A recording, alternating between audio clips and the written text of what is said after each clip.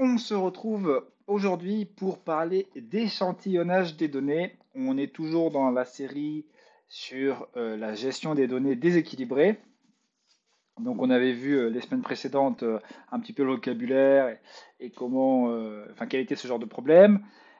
Dans la vidéo précédente, on a parlé d'évaluation des modèles et des différents outils qu'on avait, puisque on avait vu qu'il fallait des outils spécifiques, hein. Si je reviens sur la conclusion, c'est que l'accuracy, qui est un peu la base en général pour des problèmes de classification, bah, n'était pas pertinente pour des problèmes déséquilibrés. Donc c'est pour ça qu'on avait parlé de precision, de recall, de F-score, etc., etc. Donc maintenant qu'on sait évaluer correctement un modèle, on va voir une approche pour, pour être plus efficace, tout simplement, qui est l'échantillonnage, donc le data sampling en anglais. Alors, on va démarrer par rapidement faire un tour du propriétaire des nombreuses méthodes qu'on a à notre disposition. Et puis ensuite, on parlera rapidement donc de l'échantillonnage aléatoire. Et ensuite, focus sur les méthodes de suréchantillonnage, oversampling, de sous-échantillonnage, undersampling. Et ensuite, des techniques qui combinent des méthodologies des deux. Allez, c'est parti, sans plus attendre. Donc, petit tour des méthodes d'échantillonnage.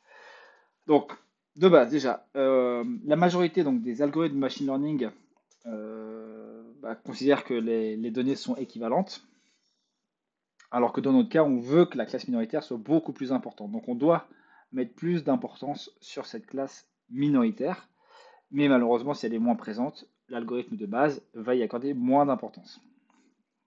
Donc, c'est pour ça que l'échantillonnage, ce qui va nous fournir finalement, c'est des techniques pour transformer les données pour revenir à un équilibre plus approprié, on va dire.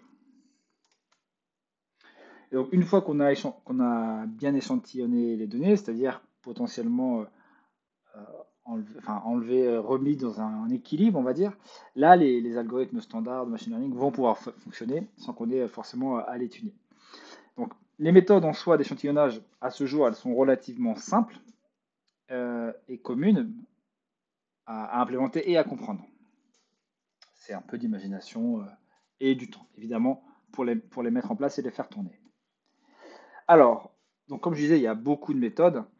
Déjà, dans la famille du suréchantillonnage, on va avoir donc les méthodes qui vont, enfin plutôt le suréchantillonnage, pardon, c'est quoi? C'est le fait de dupliquer ou de synthétiser, c'est-à-dire créer de zéro des exemples. Voilà, cette slide a quelques erreurs de frappe de la classe minoritaire.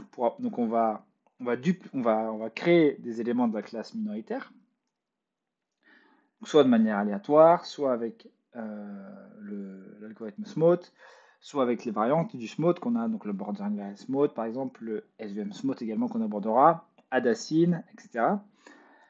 Soit l'inverse, le undersampling, c'est qu'on va supprimer ou sélectionner des éléments de la classe majoritaire. Donc, pour finalement essayer de diminuer la proportion de la classe majoritaire. Donc là, pareil, on va voir le sous-échantillonnage aléatoire, le CNN, le sous-échantillonnage near-miss, les fameux Tomek links, qui sont très connus, les ENN, OSS, etc., etc. Donc il y en a vraiment beaucoup. Et donc on va essayer de passer en revue rapidement chacune de ces méthodes dans cette vidéo. Bien évidemment, ce qu'on fera à la fin, c'est des combinaisons des deux. Donc on va suréchantillonner avec Smooth, et on va sous-échantillonner ensuite avec soit de manière aléatoire, soit Tomek soit avec le NN. Vous verrez un petit peu ces mélanges en fin de vidéo. C'est parti pour l'échantillonnage aléatoire. Bon, c'est sûrement le plus simple à comprendre, hein. On prend des éléments. Donc en suréchantillonnage, on va prendre des éléments de la classe minoritaire. En sous-échantillonnage, on va prendre des éléments de la classe majoritaire. Alors non, pardon, il y a l'erreur encore, que des erreurs dans ces slides. Donc on va commencer par le random oversampling. On prend des éléments de la classe minoritaire et on les duplique, tout simplement. Donc on en rajoute. Dans le undersampling, on prend de manière aléatoire des éléments de la classe majoritaire et on les supprime. On ne les duplicate pas du tout. On va corriger ça immédiatement. Je vais en profiter pour, hop, Voilà. Et les hippopotames sont mieux gardés comme ça. C'est moi qui vous le dis. Voilà. Donc, comment ça marche? Tout simplement, toujours dans la bibliothèque IMBLearn, on prend le Random Oversampler. Euh, on lui dit qu'on veut oversampler la classe minoritaire. Et ensuite, fit resample. Et on obtient ensuite un nouveau compte. Donc, la première ligne du counter, c'était avant. Donc, avant, on avait une distribution 100, 9900. Et après l'oversampling, on a une distribution égale, équilibrée. Donc, on est tout bon. Bien évidemment, on peut mettre ça dans un pipeline, hein. Donc, on crée nos données au début, et puis ensuite, on met notre random oversampler, tout simplement, dans un pipeline, juste avant le modèle. Ce qui nous permet ensuite de faire une cross-validation propre. Pour l'undersampling, c'est extrêmement similaire. On prend le random undersampler, on lui indique la classe qu'on veut sous-échantillonner. Donc là, c'est la classe majoritaire. Undersample.fit resample. Et donc à la base, on avait 9900 de la classe majoritaire. Après le sous-échantillonnage, on arrive à 100. Donc les deux classes sont échantillonnées. C'est brutal, mais de temps en temps, ça fait du bien de se soulager de cette manière. De la même manière, on peut l'ajouter dans un pipeline. Donc on définit les données et ensuite on l'ajoute dans les steps du pipeline juste avant le modèle pour enfin faire notre cross-validation. Voilà, c'était le plus simple. Maintenant, on va se concentrer sur les méthodes de suréchantillonnage un peu plus compliquées. La première, sûrement la plus connue, SMOTE. Alors, SMOTE pour Synthetic Minority Oversampling Technique, évidemment. Ça date de 2002 avec ce chercheur qui s'appelle Nitesh Chavla. Et donc l'idée, c'est de sélectionner des exemples donc c'est pour suréchantillonner la classe minoritaire. On prend des exemples qui sont proches dans l'espace des features, hein, en utilisant pour ça un KNN. On trace une ligne entre ces exemples et ensuite on génère en fait des exemples qui sont sur cette ligne en disant que entre deux maisons qui supportent le PSG, il y a potentiellement des gens qui supportent le PSG. Cette analogie vaut ce qu'elle vaut. Et donc ensuite, on crée autant d'exemples qu'on veut. Ça, c'est un paramètre qu'on peut ajuster. Dans le papier, il suggère, avant de faire du SMOTE, de faire du random undersampling. Alors, pas forcément de manière aussi brutale qu'on l'a vu tout à l'heure, mais au moins de commencer par sous-échantillonner la classe majoritaire. Et un des inconvénients, c'est que les exemples sont créés sans aucune considération de la classe majoritaire. Et on va voir que les autres algorithmes, justement, prennent en compte la classe majoritaire pour générer des éléments un peu plus pertinents. Voilà, donc avec le SMOTE, on peut générer des exemples ambigus s'il y a un chevauchement important entre la classe minoritaire et la classe majoritaire.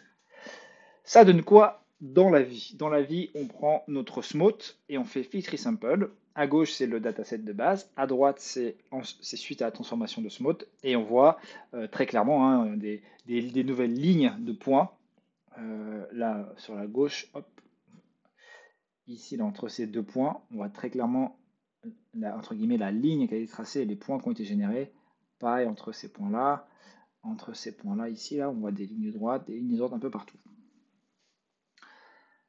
Donc on est bon, c'est le SMOTE. De base, donc sur l'exemple de gauche, on avait une performance, une sur la courbe ROC moyenne de 0,769. Avec le SMOTE, on monte à 0,826. Donc avec visuellement, c'est pas beau, mais à la limite on s'en fiche. Mais on voit que ça augmente le score de manière non négligeable. On peut bien évidemment donc tuner le nombre de voisins qui prend en compte dans le SMOTE. Là, ce qu'on a fait, c'est que voilà, on a fait une grid search et on voit typiquement dans notre cas, c'est le k égale 7 qui semblerait être plus performant. Et par défaut, c'est 5. Voilà. Donc ensuite, il y a plein de variantes de Smooth pour justement ne pas générer uniquement selon la ligne, mais d'être un peu plus sélectif sur ces exemples. Et donc on a le Borderline Smooth, où en fait on va détecter les éléments qui sont borderline et pour utiliser cela en priorité pour générer de nouveaux exemples.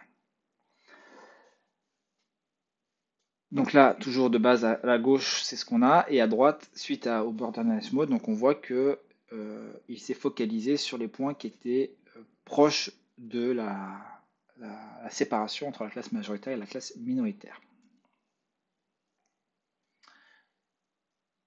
Ah, c'est dommage, j'ai pas le score. Est-ce que j'ai le score de... Alors, laissez-moi chercher le score. Est-ce que je l'ai...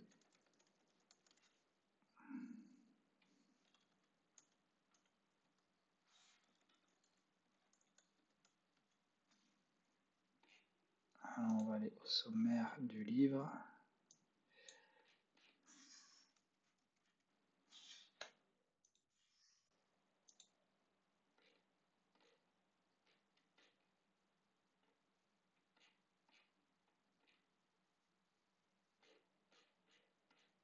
Non, il n'y a pas d'exemple. Pas de score, tant pis. On continue avec donc une variation, le Borderline Smooth SVM. Donc, à la place d'utiliser un KNN, on prend un SVM. Et voilà, tout simplement. Donc on a quelque chose qui est légèrement différent, mais qui s'inspire de la même idée. Après l'osmote, le deuxième grand algorithme pour faire du suréchantillonnage, c'est Adacine. Adacine pour Adaptative Synthetic Sampling. Ça date de 2008 par Heibo He. Et le but, c'est de générer des exemples qui sont proches des échantillons qui ont été mal classifiés. Donc en fait, on va faire tourner un KNN et on va détecter les échantillons où le KNN se trompe. Et ensuite, le but, c'est de générer des exemples autour de cela. Donc, dans des problèmes où il y a une petite densité d'exemples, où il peut y avoir des outliers, ça peut être problématique puisque l'Adacine va mettre un peu trop de focus sur ces zones-là. Visuellement, ce que ça donne, c'est ça. Donc, on voit que finalement, sur les parties là, extérieures où il n'y a aucun problème, il ne s'est pas intéressé à ces points-là pour générer des nouveaux points. Il s'est intéressé aux zones proches de l'overlapping, de la frontière, pour générer des points. Voilà, tout simplement. Donc, Smooth et Adacine, c'est vraiment les deux incontournables pour générer des points de manière un peu plus efficace que le random. Maintenant, parlons des méthodes de sous-échantillonnage. Alors, il y a beaucoup de, enfin, la majorité des approches, hein, c'est plus concentré sur comment on suréchantillonne, pardon. Néanmoins, pour le sous-échantillonnage, il y a pas mal de techniques à notre disposition et qui vont nous aider. Même si en soi, elles ne sont pas efficaces toutes seules, quand elles vont être ajoutées à des méthodes d'oversampling, la combinaison des deux va être beaucoup plus efficace que si on utilise l'un ou l'autre tout seul. Donc l'idée du sous-échantillonnage, hein, c'est de supprimer des éléments de la classe majoritaire. Donc le random, sous-échantillonnage, on l'a vu, hein, c'est simple. Mais l'inconvénient, c'est qu'on supprime des exemples sans savoir s'ils sont importants ou pas. Et donc, on a notre premier algorithme, c'est le Near Miss. Alors, ça date de 2003, Jiangping Chang et Inderjit Mani. J'espère que j'ai bien prononcé. Et en fait, il y a trois versions de cet algorithme. La première, c'est qu'on prend la distance, on prend le minimum de la distance moyenne aux trois éléments de la classe minoritaire les plus proches. La deuxième, on prend le minimum des distances moyennes aux trois éléments de la classe minoritaire les plus loin. Et enfin, la troisième version, c'est qu'on prend le minimum de la distance à tous les éléments de la classe minoritaire. Voilà, donc gardez en tête qu'il y en a trois, visuellement on va voir ce que ça donne. Le premier point, donc on prend le minimum de la distance moyenne aux trois voisins les plus proches. Et donc, on voit qu'on a supprimé bon, énormément de bleus. Et surtout, c'est qu'on a gardé, en fait, on a gardé, enfin, oui, on a gardé les bleus, là où il y avait beaucoup, finalement, où il y avait des voisins orange proches. C'est-à-dire, là, donc ces 3 points-là, par exemple, qu'on retrouve ici, bah, ils étaient très proches, donc finalement, c'est là où le near miss a généré. Idem pour ces 3 points, enfin pour cette zone ici où il y en a 3, on voit que c'est là qu'on a généré les points. Et sinon, sur les autres, on voit que comme les 3 voisins les plus proches étaient plus éloignés qu'ailleurs, ça n'a pas fonctionné. Ici, dans cette zone, on voit qu'on a beaucoup de points proches, on a beaucoup de points orange proches, donc ça va générer du bleu. Et pareil ici, là, dans cette zone. Voilà. Donc on peut configurer bien évidemment le nombre de voisins en fonction des besoins. Le numéro 2, donc on prend le minimum de la distance moyenne au plus loin. Et en fait, bah, on va se retrouver avec, dans la mesure là où finalement les oranges sont répartis, on va dire, une sorte de patatoïde, bah, la zone des bleus va être au centre de gravité en fait de cette forme-là. C'est pour ça qu'on a tous ces points bleus là qui sont concentrés. Et donc pour l'utiliser, hein, near miss, je ne l'ai pas dit, version numéro 2, nombre de voisins à prendre en compte. Oui, parce que du coup ça prend les 3 voisins les plus éloignés. Donc, et enfin, la version numéro 3 de near miss, on prend le minimum de la distance moyenne à tous les points. Et donc on a généré ces points-là, tout simplement. Donc on voit que les 3 algorithmes ont finalement des générations différentes, hein, que ce soit la première version ici, la deuxième version où c'est très centré là, et la troisième version où c'est beaucoup plus étalé. Le CNN, alors rien à voir avec des réseaux convolutionnels. Le CNN, c'est pour Condensed Nearest Neighbor. L'idée, c'est d'aller récupérer un sous-ensemble pour lequel on n'a pas de perte dans les performances d'un modèle. Donc à la base, c'était pour le KNN, c'est-à-dire qu'on vient supprimer les éléments qui ne viennent pas changer les résultats d'un KNN, tout simplement. Sauf que c'est extrêmement long, puisqu'en fait, on vient tester de manière itérative les différentes valeurs possibles. Donc c'est adapté pour les petits datasets ou pour des petites valeurs de cas. Visuellement, qu'est-ce que ça donne? Donc on a ça. Donc en fait, ça vient finalement supprimer tous les éléments bleus, entre guillemets, le bruit, plus ou moins. Donc on voit que toute cette partie à droite a été supprimée, que le centre ici aussi a été supprimé, que finalement on vient garder les éléments qui sont à la frontière des éléments orange. Et ça, c'est le condense nearest neighbor ici.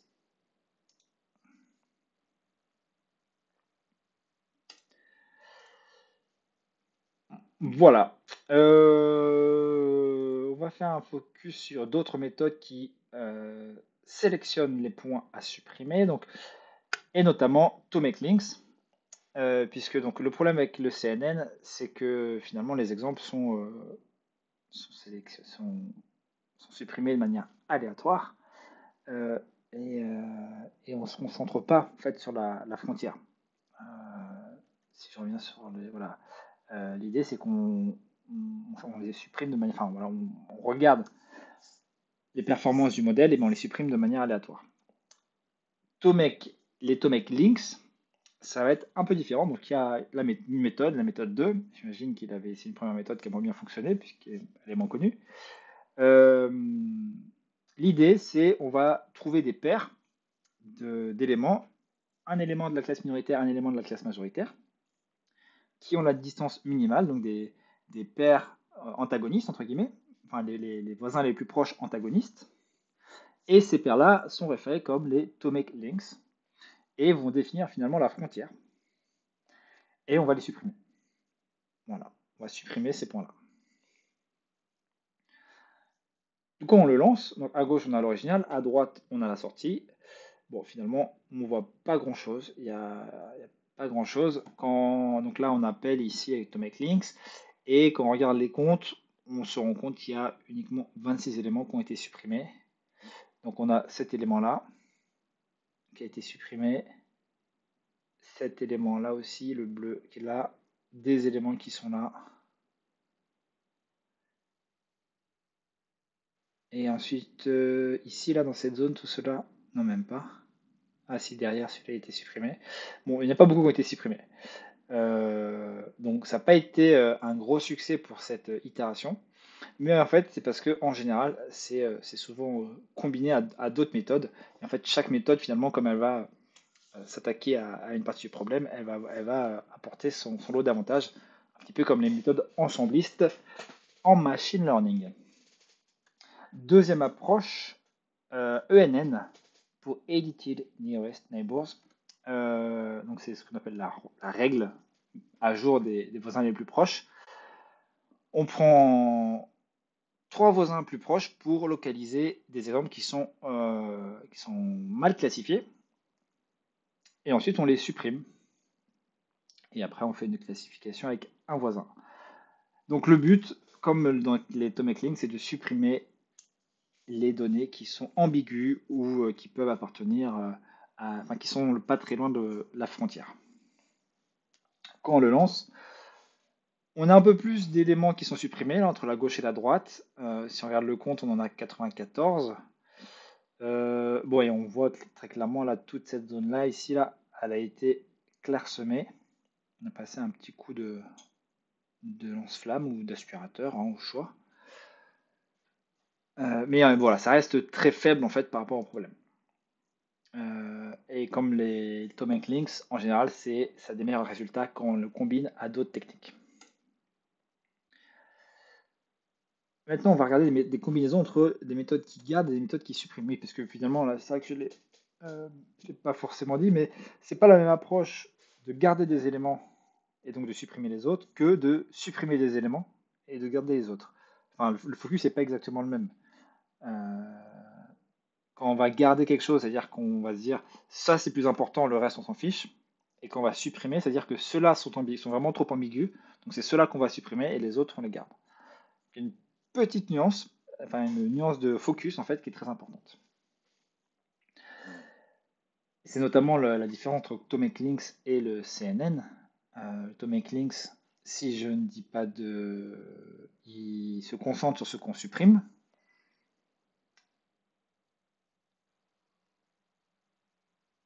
alors que le CNN se concentre sur ce qu'on garde. Donc on va combiner les deux avec l'OSS, le One-Sided Selection. C'est donc la technique de Tomic Links plus CNN, tout simplement. Et là, quand on applique ça avec l'objet One-Sided Selection, on voit déjà qu'on a un ratio beaucoup plus bas. En bas, on voit qu'on est passé de 9900 à 940, donc on a divisé de plus par 10 en fait la classe majoritaire. Euh, et voilà. Donc on voit qu'on a nettoyé un petit peu la frontière.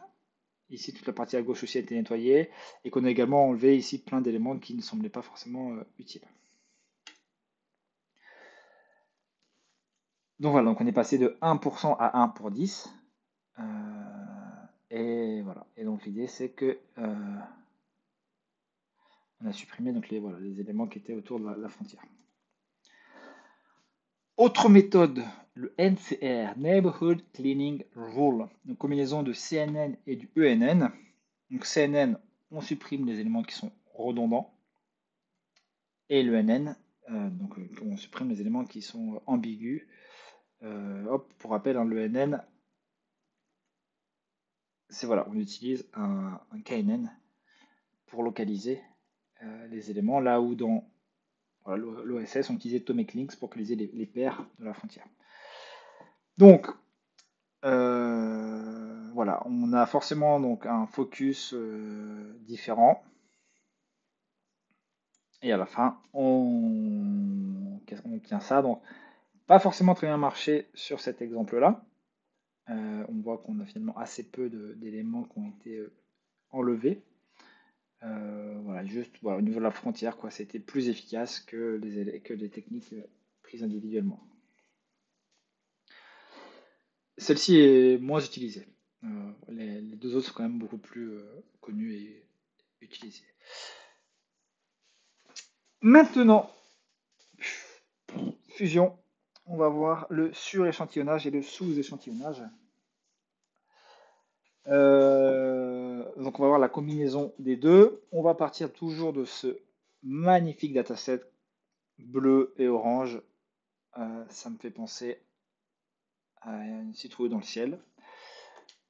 On prend donc un arbre de décision et l'air sous la courbe, en moyenne 0,762. On va commencer par donc sur-échantillonnage et sous-échantillonnage aléatoire. Donc là, vous voyez qu'on a rentré des paramètres pour quantifier.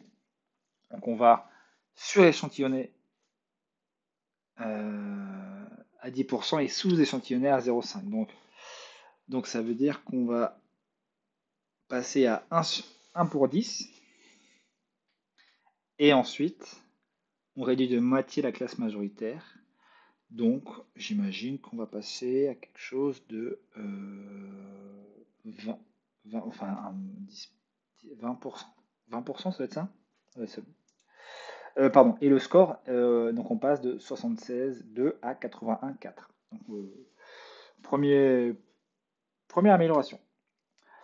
Maintenant, on va prendre du smooth et du sous-échantillonnage aléatoire. Donc, smooth, je le rappelle, ça va sur-échantillonner la classe minoritaire.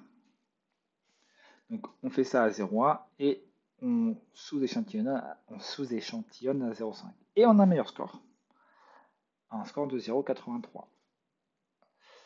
Ensuite, on prend smooth et Tomek Links.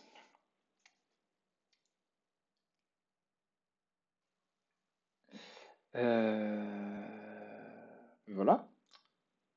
Donc, il y a déjà il y a une classe qui fait ça par défaut, c'est smooth Tomek. On n'a même pas besoin de créer deux étapes. Tout simplement. Et donc là, on lui dit qu'on veut, on va sous-échantillonner uniquement la classe majoritaire. Oui, donc on dit de Tomek Links uniquement la classe majoritaire. Voilà. Et donc là, on obtient 0,815. Donc c'est mieux que la baseline, mais c'est finalement un peu moins bien que ce qu'on avait précédemment. On peut faire smooth ENN. Donc pareil, il n'y a qu'un seul objet à utiliser. Et donc là, on voit que donc, le NN va être plus agressif sur le sous-échantillonnage que le Tomek Links. Ça permet de mieux nettoyer. Et là, donc, par défaut, le NN va supprimer pas seulement les classes qui ont été mal qualifiées de la classe majoritaire, mais minoritaire et majoritaire. Voilà. Donc on a un score, là on monte par contre à 0,856, donc ce qui est bien mieux que tout ce qu'on avait précédemment. Et c'est tout. Et ça conclut du coup la vidéo d'aujourd'hui, donc le 3e épisode sur la gestion des jeux de données déséquilibrés. Donc si on fait un petit récap de tout ce qu'on a vu dans cette vidéo, on a vu que il existe plein de méthodes d'échantillonnage parce qu'elles sont simples à comprendre, simples à implémenter. Et qu'une fois finalement qu'on a échantillonné les données, derrière, on peut utiliser des algorithmes standards de machine learning, donc toute notre armada à nos dispositions, sans de modification. On a vu quoi? On a vu l'échantillonnage aléatoire. Donc on duplique aléatoirement des éléments de la classe minoritaire ou on supprime des éléments aléatoires de la classe majoritaire. En méthode de sur-échantillonnage, on a vu Smooth et toutes ses variantes et Adacine. En sous-échantillonnage, ça je l'ai déjà dit, donc on ne va pas le répéter, en sous-échantillonnage, pardon, on a vu différentes familles, donc le NIRMIS, le CNN, l'OSS, le NCR, qui était la première famille d'algorithmes. Et ensuite, on a vu Tomek Links et ENN, qui est une catégorie. Et enfin, des combinaisons entre les deux. Les plus connus, vraiment, si vous devez retenir quelque chose, c'est Smooth et Tomek Links et Smooth et ENN. Voilà, c'est vraiment les deux à mettre en place dans vos projets, en priorité si vous n'avez pas le temps de tout tester. Donc voilà, donc ça termine cette 3e partie sur l'échantillonnage des données.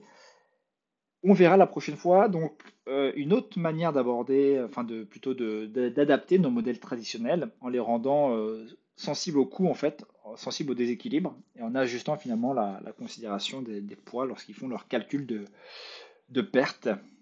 Voilà.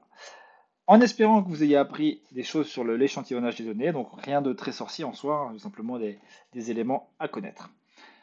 Sur ce, je vous souhaite une bonne fin de journée, nuit, soirée, matinée, que sais-je, et je vous dis à très bientôt pour la suite de cette série. À bientôt!